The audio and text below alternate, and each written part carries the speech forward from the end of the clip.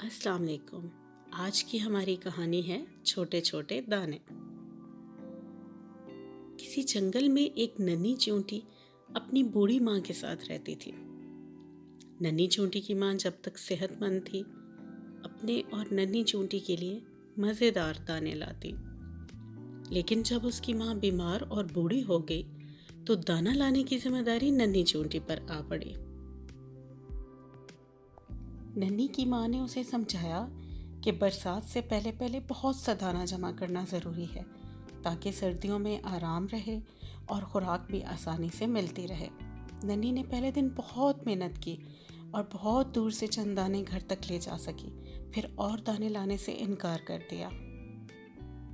اس کی ماں نے فکر مند لہجے میں کہا، ننھی صرف ان چند دانوں سے تو کچھ نہ ہوگا، آخر ہم سردیوں میں اپنا پیٹ کیسے بھریں گے؟ اس وقت خوراک بالکل غائب ہوگی۔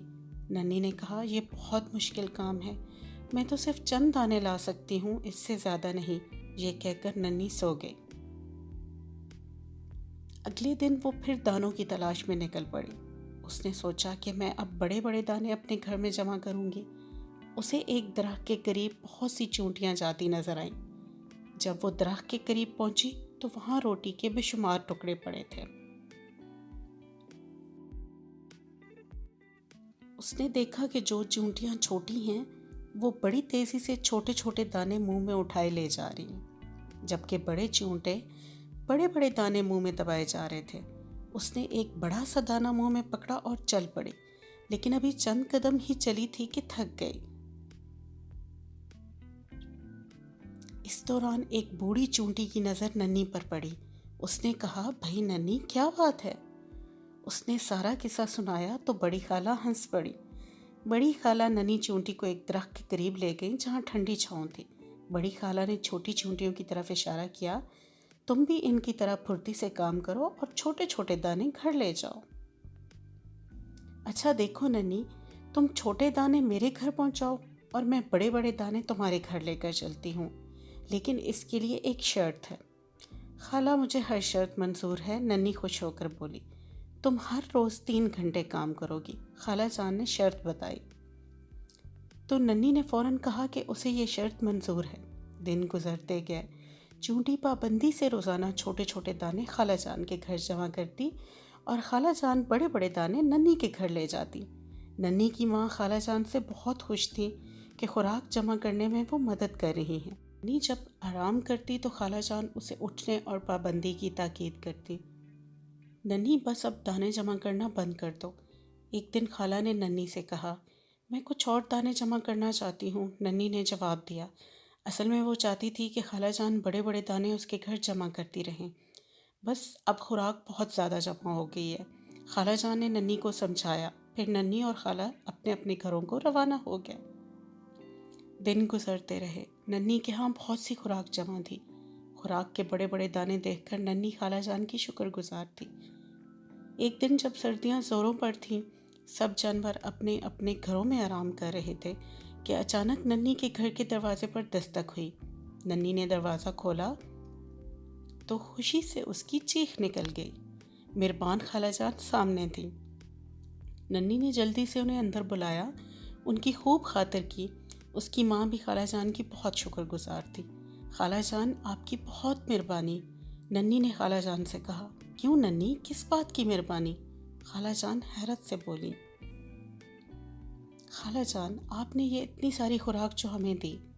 ننھی نے خوراک کے بڑے ڈھیر کی طرف اشارہ کیا۔ اچھا، خالہ جان نے کہکا لگا کر کہا، لیکن تم نے وہ خوراک تو دیکھی نہیں جو میں نے گودام میں جمع کی تھی اور جو تم لائی تھی۔ خالہ جان، وہ تو چھوٹے چھوٹے دانے تھے، ان کے مقابلے میں ان بڑے دانوں کا کیا مقام ہے؟ خود دیکھو گی تو پتہ چلے گا کہ کس کی خوراک زیادہ ہے، وہ جو تم نے جمع کی تھی یا یہ بڑے بڑے دانے جو میں نے تمہارے گھر میں جمع کیے؟ خالہ جان نے کہا، اور اس کی ماں سے اجازت لی کہ وہ ننھی کو اپنے گھر لے جا رہی تاکہ اسے خوراک دکھا سکیں۔ اس کی ماں نے اجازت دے دی اور خالہ جان ننھی کو لے کر اپنے گھر روانہ ہو گئیں۔ ارے خالہ جان، ننھی کے منہ سے حیرت کے مارے چیخ نکل گئی۔ کیوں ننھی، دیکھا تم نے کتنی خوراک جمع کی ہے؟ اب بتاؤ، وہ خوراک زیادہ تھی یا یہ چھوٹے چھوٹے دانے؟ خالہ جان نے مسکراتے ہوئے پوچھا۔ میں ماننے کو تیار ہی نہیں ہوں، میں اتنی ساری خوراک جمع نہیں کر سکتی۔ اس نے زور زور سے نفی میں سر ہلایا۔ دیکھو ننھی، خالہ جان نے اسے سمجھاتے ہوئے کہا، یہ سب خوراک تم نے جمع کی تھی۔ یہ اس لیے زیادہ ہے کہ تم نے 1 مہینے میں ہر روز بہت محنت اور ایمانداری کے ساتھ کام کیا۔ تم نے اپنا کام بہت ایمانداری سے کیا۔ تم نے کام کے دوران ایک لمحہ بھی آرام نہیں کیا۔ تم نے کام بڑی باقاعدگی سے مسلسل کیا۔ یہ اس کا کمال ہے۔ یاد رکھو، محنت اور کام کو باقاعدگی سے کرنے میں ہی کامیابی ہے۔ اتنی بڑی کامیابی کہ تم حیران ہو جاؤ گی، اتنی حیران جتنی کہ تم اب ہو رہی ہو۔ پھر خالہ جان نے ننھی کو اس ڈھیر میں سے کچھ خوراک اور دے دی، وہی ننھے اور چھوٹے چھوٹے دانوں پر مشتمل خوراک۔ ننھی نے خالہ سے کہا، جزاک اللہ خیرن، اللہ آپ کو بہترین جزائے خیر عطا فرمائے۔ دیکھا بچوں، محنت کا پھل ضرور ملتا ہے۔ محنت ہمیشہ کرنی چاہیے، کیونکہ محنت سے کامیابی ملتی ہے۔ اللہ حافظ۔